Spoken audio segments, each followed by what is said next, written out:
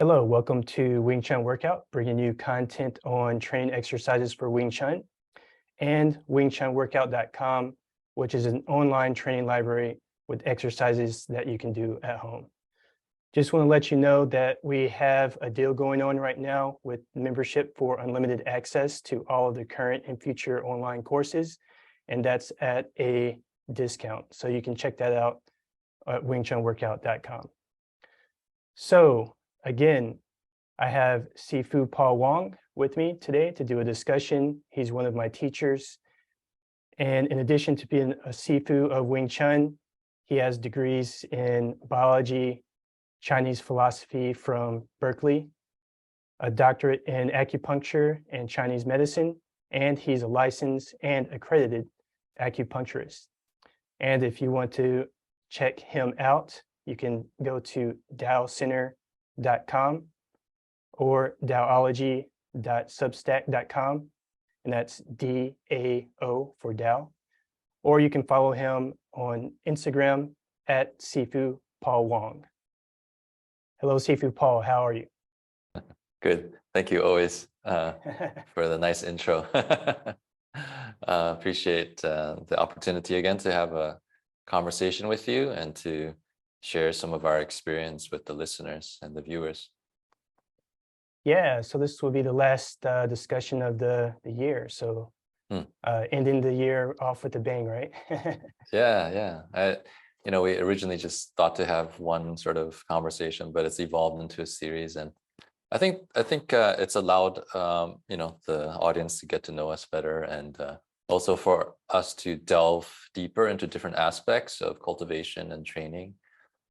Some sort of these, whatever you call these interviews or podcasts are just a one-off, and so you don't get to expand. So I appreciate this format where we sort of have a series of episodes of ongoing conversations, because you can always go deeper, right?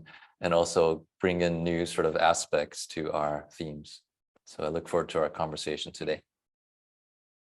Yeah, definitely. There's a lot to delve into. Speaking of which, last time we talked about hard and soft. Mm-hmm. And what does that mean? And we didn't have a lot of time to actually delve into it. So I would like to go into it a little bit deeper into today's discussion. So I guess if you could start off by explaining like how this terminology is related to, I guess last time we talked about the yin and the yang.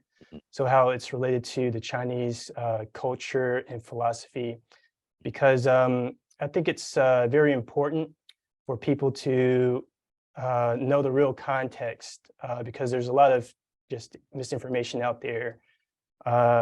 I know all of us encountered, especially in Chinese martial arts, a lot of guys who just want to impress you with, I guess, what I call Chinese trivia, right? About the language and the history. Okay. Yeah. Sometimes dress in the old-fashioned clothing, but Yeah. in my mind, it really doesn't make a difference to your actual performance in the martial arts. But yeah, I just wanted to get a little bit more context for the viewers, like what this all means. Yeah. Okay.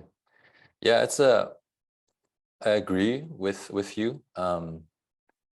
In different fields of human endeavor, you tend to have maybe the first layer is sort of egocentric. So it's about what I personally think and my individual perspectives and experience. And that's not bad. We all have that, kind of identity.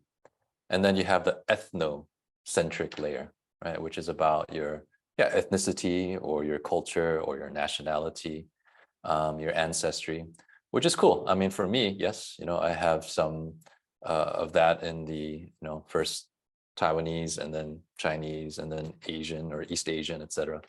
But, for me, I like to acknowledge, the personal layer as well as the sort of social layer.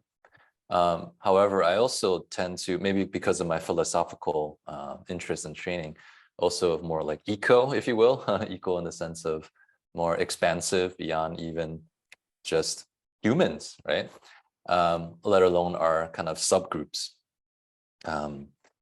And the reason for that is because that's where all these barriers, at these different scales is often where conflicts arise. And for me, I acknowledge like where that comes from, but personally, I prefer to see where things overlap, right? And maybe 80% is different, and I acknowledge that as sort of just diversity. I don't take it personally.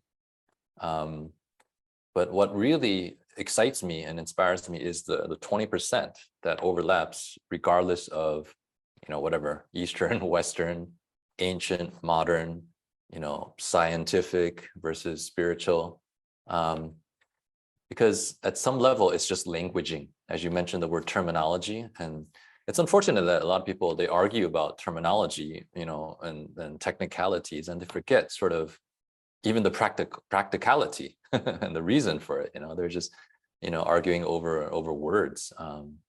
And so, fortunately, unfortunately, we have words to use, and I try to be precise, maybe not succinct, maybe I kind of go off sometimes, but my key is what is the essence of what we're talking about?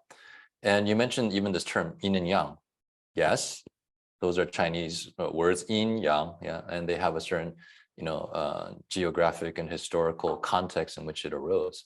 But they arose basically from observation of nature, which has nothing to do with being, Asian or Chinese. We're all part of nature. Our bodies are part of nature. So I think everyone listening here has a body. Well, maybe there's others. It's after Halloween, but you never know. Or ancestors, if that's part of your, experience. If so, please help us in this communication. So yin and yang is basically just the fact that, everything has an opposite. Even when I'm teaching children, they can understand. 7-year-olds, 8-year-olds, 9-year-olds. When I say, imagine high mountains, with up to the clouds, with snow on top, super high, right? From the ocean, it goes up into the clouds, high mountains. And I asked them, can you have high mountains without deep valleys between them, right? And they think and think and think, right? Sometimes they come up with creative solutions, but at some point it's like, no, you can't. So high and low are mutually defined, right? So in a way, the deeper the valley, right, means the higher the mountains that surround them, right? So when I say yin and yang, or this opposites, I like to frame it as not oppositional opposites or opposing opposites, but they're mutually interdependent, right? And you mentioned hard and soft in the context of martial arts, which again, maybe that's from Western martial arts, but there's specific dialectic pair, which is a pair of concepts or terms, gang rou in Chinese martial arts, which is translated as hard and soft, right? And I think last time I talked about, okay, well, you can't have one without the other, and we can use this sort of dance of duality to see if we can find a dynamic balance, right? Is it either or, hard or soft, right? High or low, right? Like a coin, can you have a front without a back, right? All these things, right? What does light mean without darkness, right? Etc. Right? So I think you get the idea. I like this both and thinking. Can we synergize? Can we integrate, right? Instead of like argue about the pieces. And so one is like tissues, right? In your body, you have hard tissues and soft tissue, right? Actually, in massage, you get deep tissue massage, soft tissue massage, where they're working on the muscles and the connective tissues, right? And then you have hard tissue, like basically bone, right? And so one way to understand, okay, is a martial art hard or soft, or anything, right? Hard or soft dance, right? Hard or soft sport, right? Well, you can't have one without the other in terms of this level of understanding of density of tissue, right? And obviously, if you want to do some damage, right, in martial practice, right, then you need to use something hard, right, to make impact, right? And the muscles are relatively soft, right? And they mobilize and accelerate these hard tissues to collide, right? And hopefully in an area on the opponent's body, which deters them, right? Shuts them down, deters them from their aggression. I want to go one layer deeper though, is that when you think about, okay, now you're saying, okay, hard is bone, right? So a martial art that uses bone primarily is a hard martial art, and a martial art that uses, you know, maybe the soft tissues like muscle and tendons. Okay, so that's a soft martial art. But you can't have one without the other, right? If you have muscles, right, without bones, like, I mean, you can't even move, right? You have no structure, scaffold, right? And if you have bones without muscles, right, you're just a skeleton. And so you need both. One layer deeper in this sort of framework, and this is just the reality. We need not call it a philosophy or a cosmology or even Chinese or American or whatever. It's just reality. And the body, right? The muscle, right, where we called soft, so one layer deeper, right, can also have a yin and yang, right? So when the muscle is relaxed, right, it is soft and it is in the yin state. Let's say in this case, yin as soft. But when you contract it, right, when you contract the bicep or the tricep, then it is in a, let's say, yang state, an activated or hard state. Right? Let's use that. So even something that we call soft or yin can also have a sub level or sub state, which is yin or yang, right? So some say yin within yin or yang within yang or yang within yin, right? So in other words, yin and yang can branch out also each. Yin can have yin yang can have yin yang, right? So you have 4 states, right? So the muscle can be soft and hard, right? And the bone actually, I mean, in terms of structure, you have the cortical part of the bone, which is solid on the outside. And then you have the cancellar or trabecular part of the bone, which is more hollow, right? So maybe you can say, okay, the bone, right, on the outside is more yang, on the inside is more yin. So even bone, which is hard tissue, has a more yin and yang part, right? Let alone, right, some people have soft bones, right? Like osteoporosis, their bones are more, let's say, more yin, right? And so what's very useful, if you can adopt this way of thinking and living and being, is that there's less absolutes. There's less absolute right or wrong, right? Which is when people get entrenched in those dualities, this versus that, right? Me versus you, right? Or us versus them, right? And this could be in martial arts, or this could be in politics, or et cetera. That's where the problem arises. I want to introduce another way of understanding yin and yang, right? Besides hard and soft, right? That was kind of last time, and a little bit of elaboration this time, is in terms of movement and stillness, right? Dong Jing, in terms of the Mandarin pronunciation. That's also another yin yang. A unity of dualities is a phrase I like a lot I coined it, but I'm sure other people use it. A unity of dualities. And so one is positions and transitions. And so, in other words, the positions are the static postures. In Chinese, there's also zao shi, which is kind of another way, like shi is like the posture, the feel, the frame.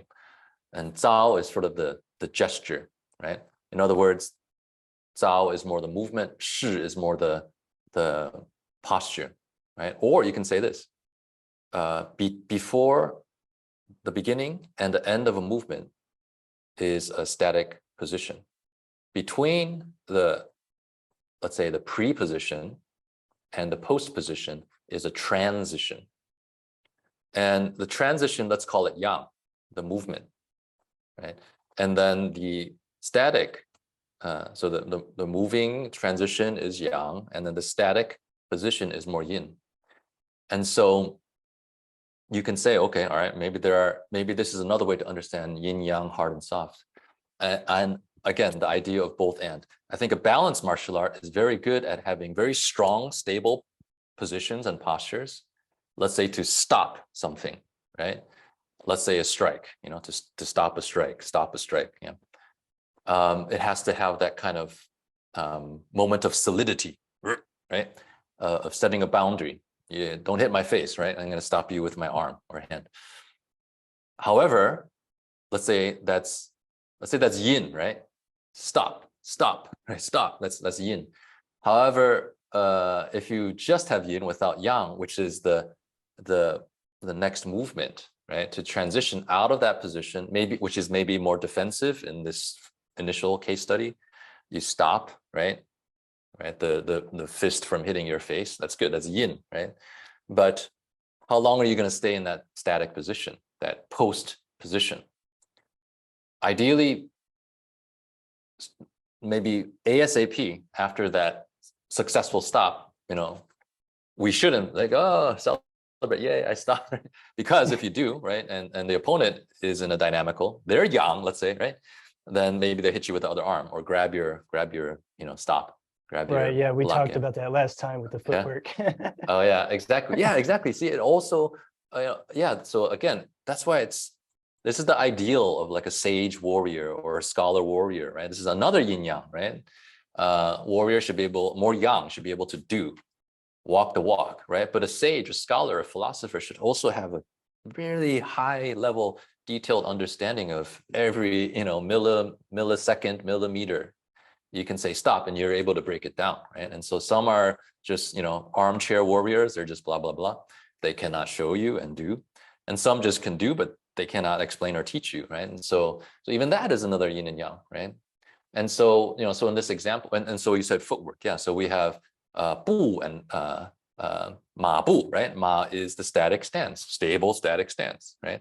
But how long you want to stay in that, right? At least for that moment of impact, right? Where you either have to transmit or take, absorb shock, you should be in a very strong static position, right? But maybe half a second later, you're in that's the ma phase. You're in the bu phase, right? Or the zao phase, right? The movement phase, the transition phase, right? Different words to say the same thing, because you don't want to just be red light, right? It's like, oh, this is how long, when is this red light going to turn into green, right? Yeah. So if you are well trained, is maybe you stop, right? And that's just for that moment to dissipate the collision, the momentum of the attack, and then maybe half a second later you move again, right? Maybe you grab the arm that you stopped, right? Or you move underneath it, right? There's a lot of different ways. Then you go into the yang state. And so it's like the game the children play, where red light, green light, right? Where when you look away, they can come towards you. And then when you look back at them, they have to stop, right? Red light, green light, red light, green light. You see another yin and yang, right? Red is yin, stop, right? Green is yang, go, right? And so again, I'm kind of zooming out, right? In terms of our conceptual framework, to understand, regardless of what style of movement, right? You are, let's say, best informed to understand, yes, there is a more hard part of the spectrum, a more soft part of the spectrum, a more still part of the spectrum, a more active or moving, right?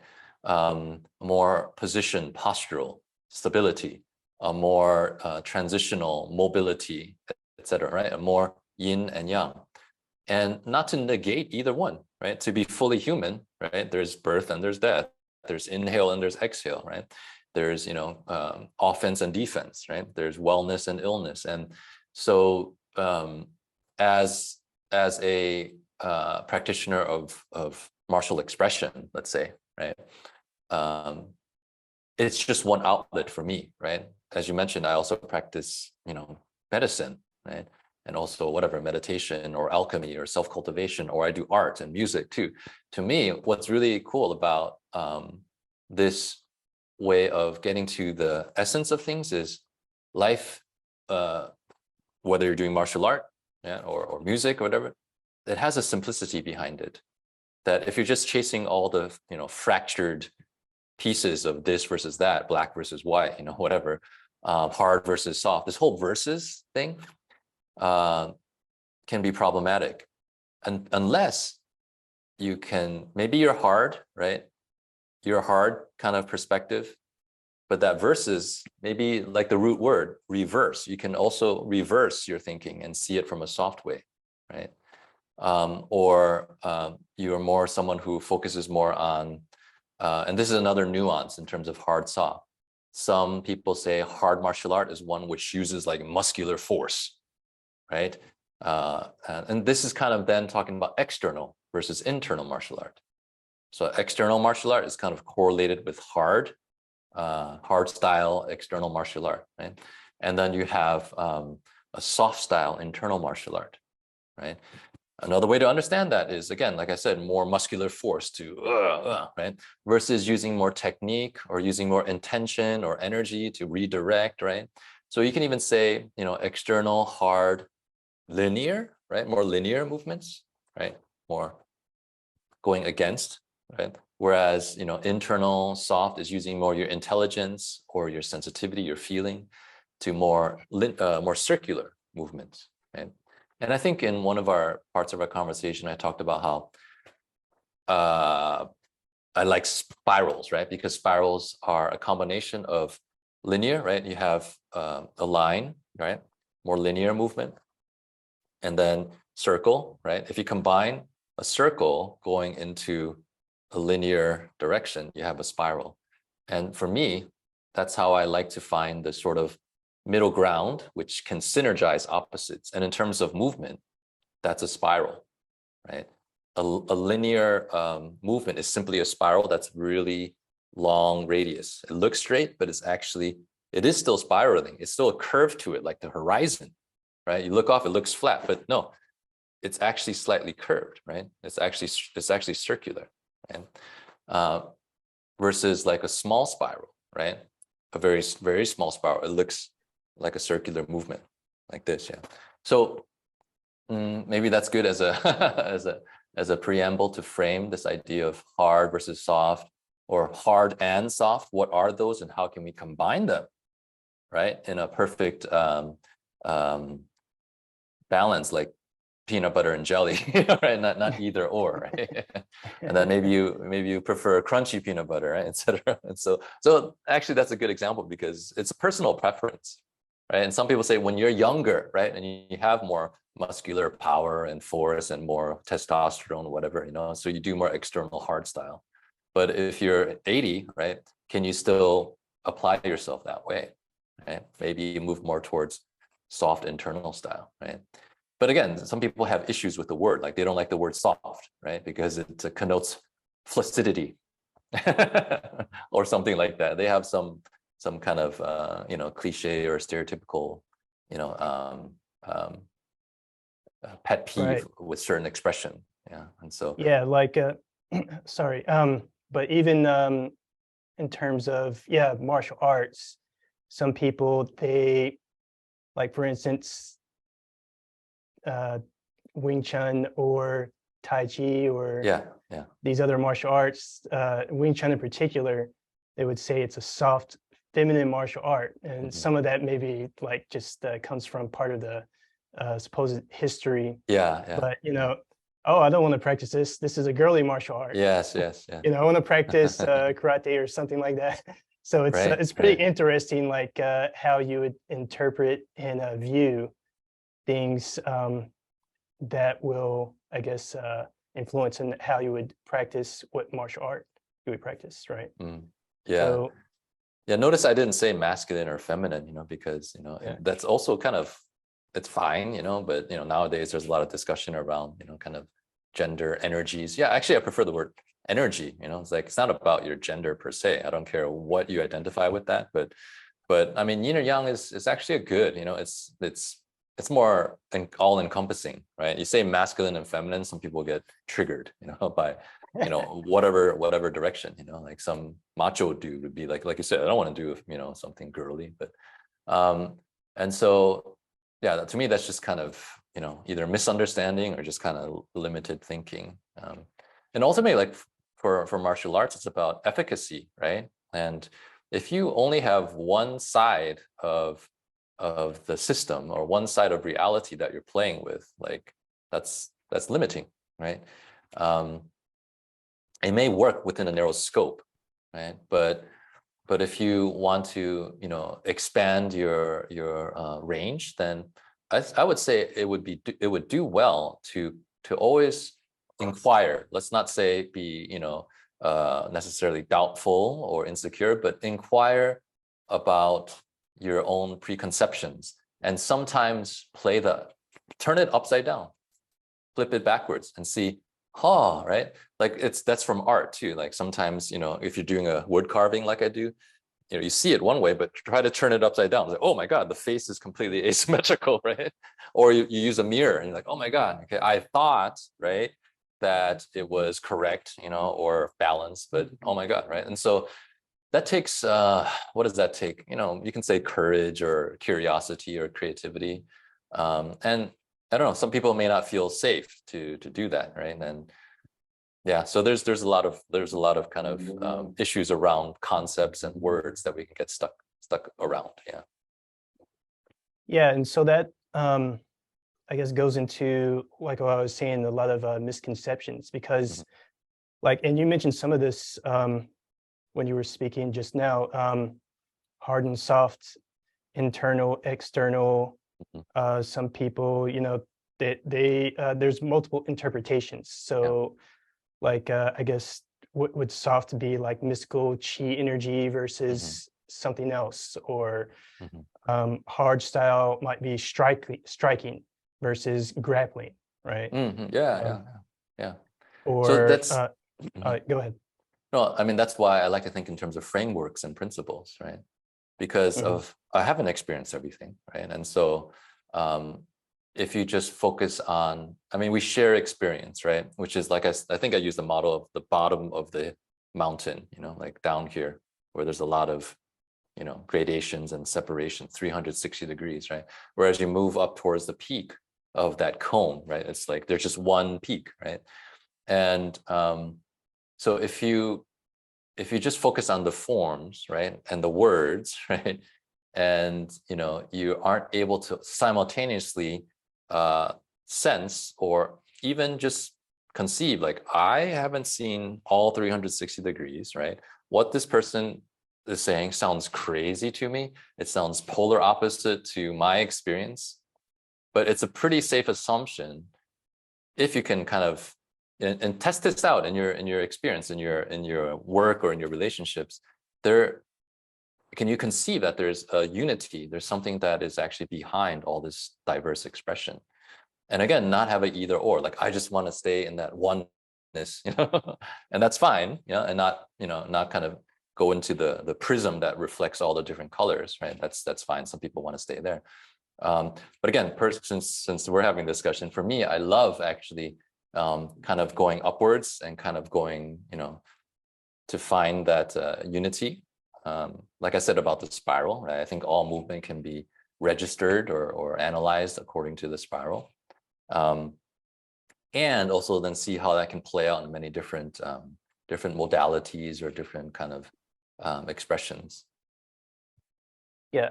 So I guess what you're I hadn't thought about the one, like you said, okay, yang is more striking, right? Because you're upright, more towards the sky, yang, and grappling, is more yin because you're more horizontal, right? I mean, that's great too.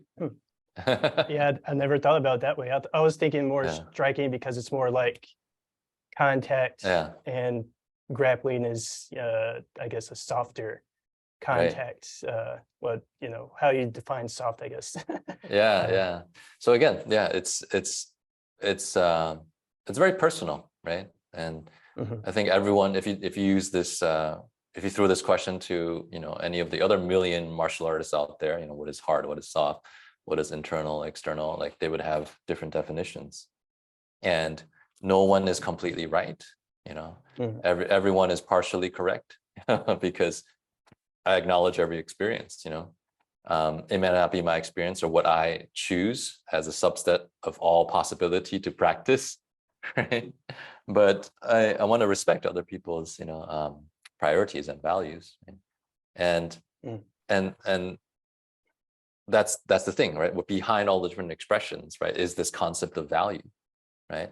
I have my value, right, and the way it expresses may be different than another person's value, but the key thing is that there is this thing called value. Right. And so even though the expression is completely opposite, right, we can both respect that we have things that we value. How about that, and go from there. Yeah.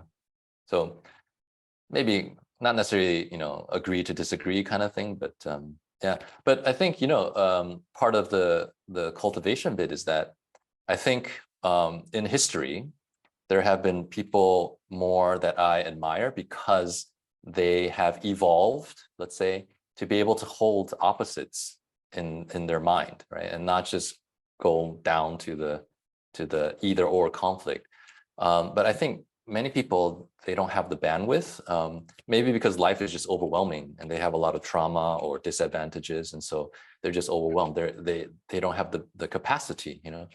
And so it does take practice and kind of intention to be able to hold more than one thing in your system. It's not easy, you know. And in the past, maybe, you know, we hear maybe those are the saints, those are the sages, you know, those are the you know, the more realized Homo sapiens sapiens that were able to do that. And in the past, maybe it was like 0.001% of us.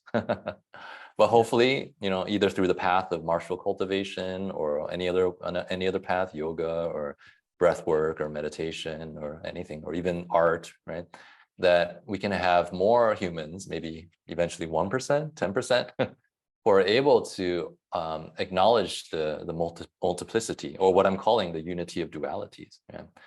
Otherwise, yeah, it's gonna just, you know, keep degenerating. Yeah, and I'm even thinking, it came to me just now, it's like, even if you see like Chinese movies or about martial arts, let's say, there's a type of like nationalistic thing going on too. Like, Yeah, for yeah. example, the Yes. Chinese martial arts are more like Yeah. flowy and flowery, Yeah. and the Japanese are more linear, and which Yeah. is totally like, okay, Wing Chun is known for being linear. There's Yeah. Aikido, right, more circular. So you can debunk Yeah. that pretty quickly, but you know, that's the type of thing that gets played in the culture. So it's pretty Yeah, you're right. interesting. Yeah, nationalistic or even propagandistic, you know, like, okay, of course, when you make a movie, I mean, it's like translation, you know, it's all interpretation at some level, like what you want to kind of depict on the image. Yeah. And again, I mean, is Wing Chun more linear or not? I mean, at least the way I express and practice it, I think it's both, again. So Yeah. not like, okay, end of discussion, but like, to me, it's like, you know, just kind of sensing into the whole body, you know, literally of movements. Like, it's both. It's linear and circular at the same time. I mean, even something as simple as a punch, right? So-called straight punch, right? Of course, that trajectory looks straight, right? From here to here, my fist, right? But what is that linearity composed of? It's composed of two joint movements, right? What are the two joint movements? At the shoulder, right? My upper arm is going like this, right? You see that? My upper arm is going from, let's say, 45 degrees downwards. It's rotating at the shoulder joint to closer to 90 degrees, right? And at the same time, my elbow joint is also hinging, right? If I only move my shoulder, it's kind of circular, right? If I only move my elbow, it's also circular. But if I combine that circular movement of the shoulder and the elbow at the same time, my fist is going in a straight line, linear. Right? It's such a simple example, but it's like, oh, okay. So, I mean, part of this is because, you know, I have a background in not just biology, but specifically my emphasis was in human biomechanics and locomotion and biodynamics. So I've thought about these things a long time. Like, what do you mean linear? What do you mean circular, right? You know, in order to have a linear punch, you need circular movement at the same time. It's like almost like two minuses make a plus in math, you know. It's like this circular movement plus this circular movement, you know, creates a straight line. So it's quite simple if you can open your mind to really just see things in a less, you know, versus this versus that or narrow way. Yeah, and I think we discussed last conversation that this thing is kind of old school. It's kind of not. It's this hard and soft thing is good for what it is, but doesn't. It's not quite as detailed as we need it. Yeah, So I yeah. think it's Yeah, But you're right. Yeah, maybe archaic, you know, but I mean, I can still use it, you know, and it's ultimately around identification, you know, and what people feel like, maybe they need a label or a flag or a banner, you know, or something to, you know, I don't know, to follow, you know, it's just like maybe, you know, some people would ask me, oh, are you Buddhist or Christian or a Taoist? And I would say, yes and no. Like what I understand of my studies of, religious studies is all of them have something that I really admire, and all of them have something that's kind of not really my thing. Yeah. But if, basically, let's say, the word itself, religion, is ligere, which is to bind, like ligaments, is to bind things together, like make more connections. That's cool. I'm down with making more connections, whether it's to me and myself, or it's to me and my neighbors, or me and the higher self. That's cool. But then, if you are saying that then one way, one frame, one word is more right than the other, then I would say, be careful about that. Yeah. Be careful about, because the thing is, we know what we know. We have a certain level of awareness at the level of consciousness. But I would say the majority actually of what compels us, we're not aware of. Our awareness does not go down, almost by definition, into the subconsciousness. And so we're driven a lot by a lot of different fears and phobias and taboos, the so-called shadow side, and this shows up actually in martial arts too. I've seen people, like hard versus soft. Oh, you do hard style and soft style can dissolve it. I can power your power and force, and then let's see. So is your martiality a just an abstract belief system that when so-called rubber meets the road, right? Like, yay, whatever it is, it becomes your religion, right? Which is fine, but is it just abstraction, or does it actually manifest and have efficacy in also the material, right? Ideally, for me, something that's very inspiring, that has a universal appeal and principles and concepts behind it. And when shit hits the fan, excuse my French, when there's like violence coming at you, and that you can also apply these principles also to survive and to protect yourself. Yeah. So that kind of reiterative feedback, feed forward process is really important. But I think part of it nowadays, and maybe we're guilty of it, is because there's just so much knowledge and information. Maybe just, let's say information, because to me, knowledge is applied information and wisdom is applied knowledge, that people can kind of get into their little conceptual boxes, and they actually haven't really even trained. Yeah, good point. Excellent point. So let's get into a little bit deeper into the Wing Chun side as far as, excuse me, hard and soft. So we talked about a little bit about the masculine and feminine, and also you mentioned soft as relaxation. And some people, we talked about, okay, using muscle, and that, I kind of hate when people say don't use muscle, so it's like, what's wrong with that? But and this super relaxation thing, it's I like what one of our other teachers talked about, is like tension, and the right amount of tension is good. But can you go into, I guess, what do they mean by don't use muscle? Or does it mean like just your structure? Because you hear that a lot about structure, or your body alignment, as far as like how your arm and your wrist and your elbow and your shoulder is aligned. Like it just go into a little bit about that, as far as like the softer side. And relaxation. That's good. I mean, again, context. And so we're talking about the musculoskeletal system. Man, that's already complex enough, with your hundreds of bones and muscles. And then you have the neuromuscular aspect, which is key to relaxation. So you have musculoskeletal, but upstream is the neuromuscular, right? The skeleton, the bones don't move themselves, right? It's due to muscle contraction. And when muscles contract, they create tension, right? But what controls the muscles? What controls the yin and yang of muscles, right?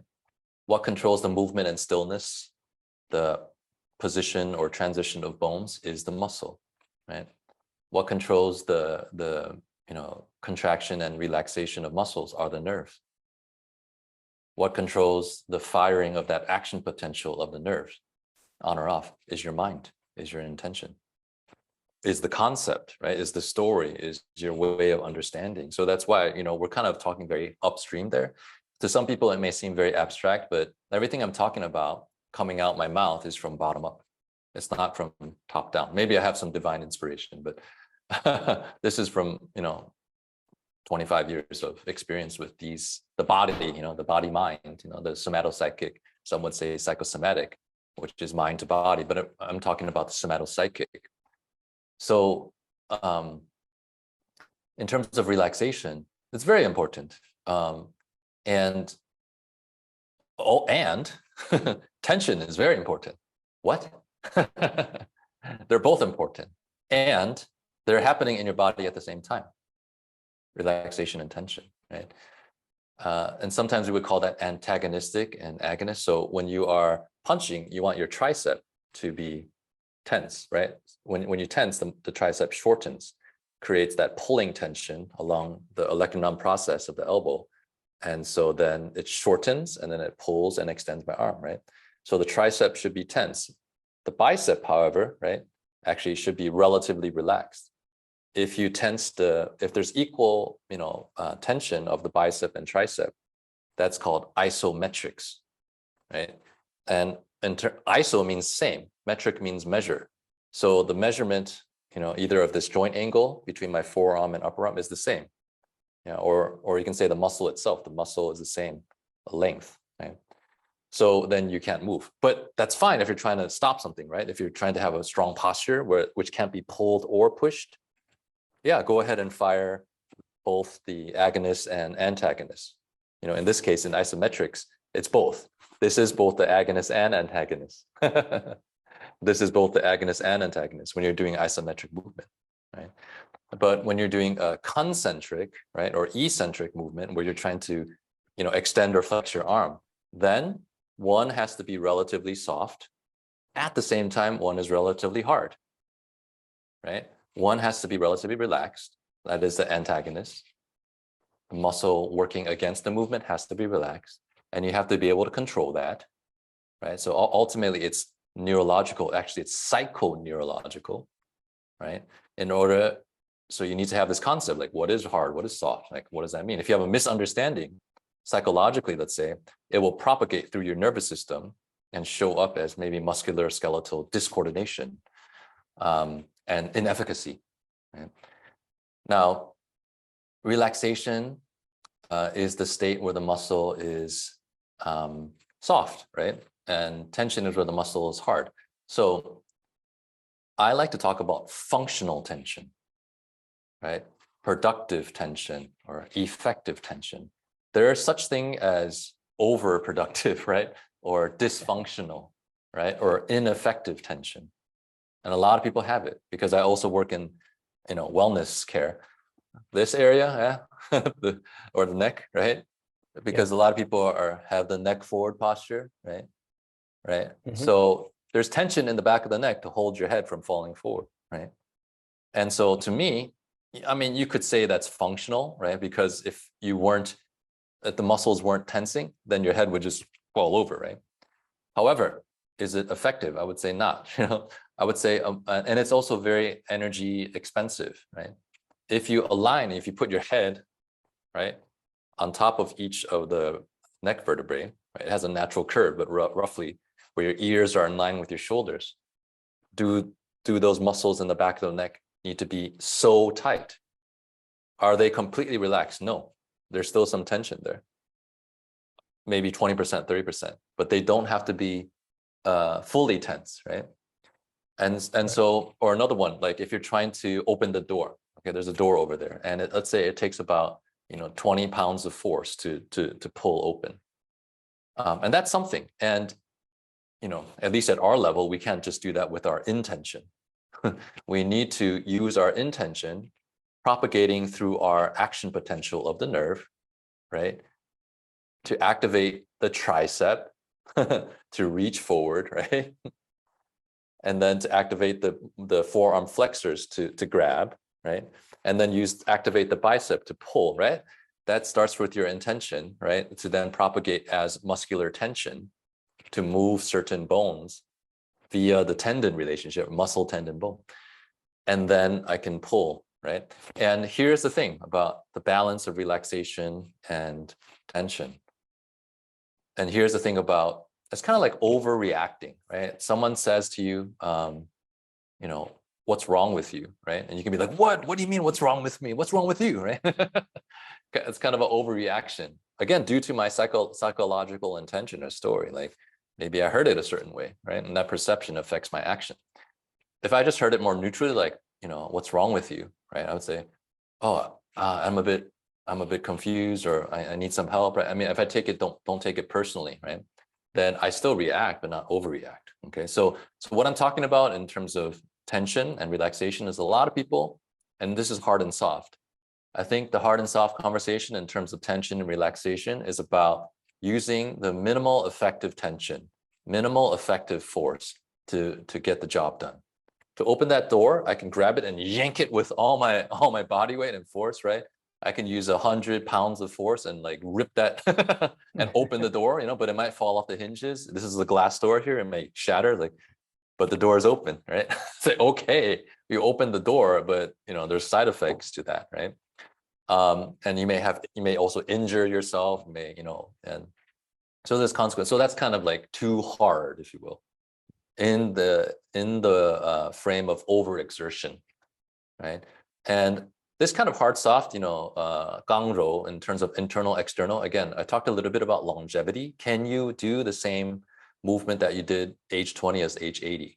So in traditional Chinese culture, there is a reverence towards longevity, right? You don't just want to like burn out at age 25, right? There's kind of a culture of yangshen, which is like life nourishing. And so, you know, so yeah, you see those elder Asian people, right? You know, doing their Tai Chi in the park. So there's kind of, that's a value, cultural value. So that's good, right? And so if you have that as a value and you think, okay, this, let's say machine, this vehicle, this body this heart can only beat so many times, right? You can only go through so many iterations of, you know, metabolism. Okay? Let's say, you know, you eat something and poop. It's like a battery charging cycle, right? You know, a fresh battery, you know, with only 5 charging cycles, then, oh, there's still a lot of life left, right? Versus, okay, 500 charging cycles. I don't know how many more times it can discharge and recharge, right?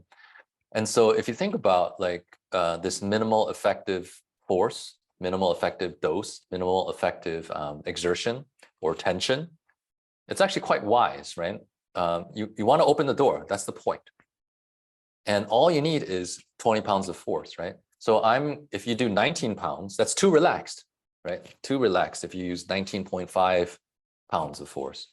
If you use 20 pounds and 6 ounces, the door opens, right? And you can walk through, right? And you didn't overspend your energy, let's say, right? If you do for a 20-pound force, you do 35 every time, you'll definitely, let's say, wear down sooner, right? It just makes sense. Just like a wire, you keep going back and forth. At some point, right? You say you better slow down. What are you talking about? What? Versus if you went at this rate, right? Then maybe it'll wear down in 1 hour versus in 10 minutes. Yeah. So there's a value there, right? When people talk about soft internal, using more your intention, right? It doesn't mean mystically. It doesn't mean like necessarily like telekinesis, right? And when you talk about qi, it's part of that trajectory.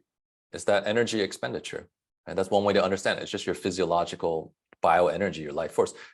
Literally, electricity runs down your nerves, right? And that costs something to create, right? And so if you want to conserve your qi, right? Ultimately, it's your intention that does that, right? If I think, oh, every time I see a door, I'm like, oh, damn door, right? Every single door, I use double the amount of force I need to get the job done. Like, okay, versus just right. And instead of, let's say, pulling with my arm, I pull with my whole body, right? And what's the difference? Intention. When I'm pulling, I'm not just thinking about articulating my my deltoids and my biceps, right? I'm thinking about even flexing my hip joints, right? My knees, my ankles a little bit, drop down my weight, and then use a kinetic chain to pull the door, right? So it's not just the wrist and elbow and shoulder that gets all this mileage, right? And you actually, everyone on the whole team, all the musculoskeletal articulations cooperate, right? Yeah, and so no one part has to take one for the team and do excessive. So again, so that's, I guess, part of my value too. Like, you don't always have to do the minimal, but now let's take it into the martial context. Like if you can stop someone, with 2 punches, why do 3? If you could have stopped them with, 1 punch at, let's say, 50 pounds of force, right? Which is not that much because most adults weigh more than that. Then why do you have to necessarily put, 150 pounds of force into it? But again, in those kind of true contexts, there's adrenaline, right, et cetera. So you may still overdo, right? But hopefully you're not in those kind of extreme situations that often, right? You really have to be a high level master, right? In that kind of high adrenaline situation where there's a lot of uncertainty and you do a strike and it's like just right. Just enough to stop the person, right? Most often when we get that, adrenaline in our system, we tend to overreact, right? And that's true for the martial context. That's also true for a lot of conversations where people get emotional, right? And they say things or do things that they kind of regret, like, why did I? So they overreact, right?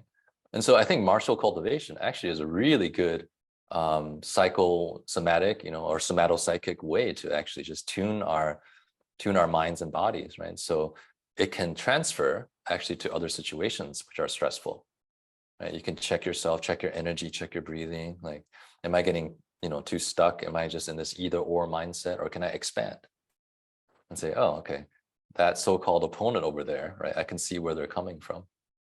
Yeah, and then take them apart. Just kidding. With wisdom, right? Yeah, hopefully. Yeah, I like what you said about basically having the right amount of tension, because I think that's what people struggle with. They hear tension and they think tense, right? Yes, like, yes. Yeah. But when I'm doing Wing Chun, it feels strong when I'm practicing with you. You feel the strength. Yeah. But you're not tense at all. You're able to move. Yeah, that's it. You're able to, but you're not relaxed either. Yeah, not fully. Relaxed where relevant and where necessary. Yeah, because a lot of people, they think soft means, like I said, super relaxation, where you're like, your arms are super noodly. noodly. Cooked noodles, okay? Not your raw linguine or like that. Yeah, floppy, right? Yeah. Again, it's a bit words. Yeah, that's the problem with words. Yeah, tense sounds like a negative connotation, but tension is it's purely physiological. It's in all the exercise physiology books. They talk about tension and contraction, and even in engineering, we talk about tension and compression. Right? Is one good or bad? I mean, you need it. Like every road, every bridge you drive over needs to have a balance of tension and compression. And needs so to be flexible. Yeah, exactly. It's a resilience, you can use that, or, as a word to understand a balance between tension and compression, or in musculoskeletal terms, tension and relaxation, right? Even if you think about, like, you're in a stance, right? And your upper leg bone, the femur, right? If you're kind of in a low stance, the front of the femur is in tension, right? It's being pulled, right? And the back part of the femur is in compression, right? So, even in that context, right? Like, if I do this, if I bend this is your bone, right? The front part here is in tension, is being stretched and pulled, right? And the back part here is being compressed. Yeah. So which is right or wrong, and again, tension versus compression, tension versus relaxation. The key is to, like a good cook or a good artist, to be able to harmonize those opposites, like dance them together in a way that's actually ultimately serving the value, serving the purpose of the moment, which can change half a second later. The bone that Yeah. was, front tension, back compression may actually reverse, to front compression, back tension, or the muscle that was tense, a moment ago, right? Maybe then is relaxed in another context. So there's many layers to it. Some would even say that if you use more the core of your body, like the internal muscles, like the internal abdominis, or like the iliopsoas, deeper muscles, the paraspinal, versus just using the peripheral, right? Kind of like I said, opening the door. Are you just using your extremities, your periphery, your shoulders and biceps, right? Or are you using your core, right? That could be a difference. The muscles that are more external, that is more centrifugal, more distal to your core, they're more external, right? Why, right? And nay, the more core, the more internal, even inside, even the muscles that you can't see, like the pecs or the six pack, then those can be more internal. Yeah. Are you still with me? I think you cut out there. Oh, okay. Yeah, for a moment. Oh, okay, you cut out there on my side. All right. Yeah. So in other words, it's more of like what you said, contextual. And so that's why I say that these terms hard, soft is kind of like old school, because you could take, it's too easy to put these into like these categories in too much extreme. And so like in that moment of time, what should you do? What's the best solution for the job, instead of just, oh, I have to be super tense or super relaxed. Or even some people, they talk about, the blocking, hard blocks shouldn't be hard. But what, like I said, when I practice Wing Chun with you, or, some of the higher level instructors, it feels hard to me when you block it, but you're not putting that much, well, I guess you're being nice, but not that much energy into it, right? It's not that raw, right? It's because you're defending intelligently. So it's maximum, I guess, pain for me, for the opponent, and minimum effort on your side, right? So Yeah, like just right. Yeah, I mean, in all professions, whether you're, let's say, shooting a basketball, right? Are you using 100% of all the force that you can generate, to shoot a three-pointer? I would say that's not very, high level. If someone's like, yeah, right? I mean, it may go over the backboard, right? Yeah, and so, are they relaxed? Yes. Do they have tension? Yes. Are they hard? Yes. Are they soft? Yes. All of the above, yeah. And there's also the timing as the context, right? Like right now, I'm relatively relaxed, but do some of my muscles have tension? Yes. The muscles that are having these micro expressions, the muscles of my jaw, the muscles of my vocal cord, the muscle, of my diaphragm to breathe, right? Or, these little gestures. Am I using a number of, let's use calories, right? Am I burning calories? Yes, not that much. Maybe, 100 calories or, 200 calories, whatever, per hour, but it's not that much, right?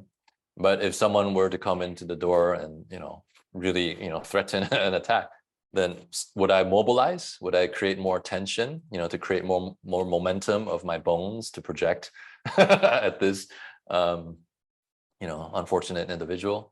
Yeah. And if I sustain that, for an hour, that would be very expensive, right? Maybe 2,000, I don't know, whatever, maybe 1,000 calories per hour, and so timing too, right? So that's also part of the cultivation too, like stay relaxed, and that's why, a lot of warriors, I know most, about like the Bushido, the Japanese samurai.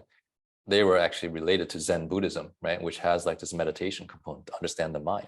If your mind is like local, creating like all over the place, you're not going to be a good warrior, right? And so meditation is something very practical. It's like, what is in my mind in this moment, right? If you're thinking about, dinner or your girlfriend or boyfriend when this person is attacking, that's probably not going to create the best outcome, like you're your partner may appreciate that, but they were like, come home alive, you know, thanks for thinking of me. But, you know, just, so the ability, you know, so it starts with intention, you know, and propagates down as tension and relaxation, given the spatial, you know, and the material and the temporal context of the moment. Right? And to be tense, right, sounds like a bad word, or to have tension, to exert tension when you're trying to go to sleep, right, or get a massage, right, or float in the water, flotation tank, probably, you know, not so relevant or valuable. Right? And so can you use your psycho, neural, musculoskeletal, musculo-tendinoskeletal system to, yeah, like a good, you know, leader, right? Or as a leader, so like, so tense in your mind, right? That mind tension will propagate as physical tension. Right? Or in, like, again, martial, again, context, in a situation where you need to fight, where you need to do something, right? But you just do not mobilize. You stay in over relaxation when tension is required.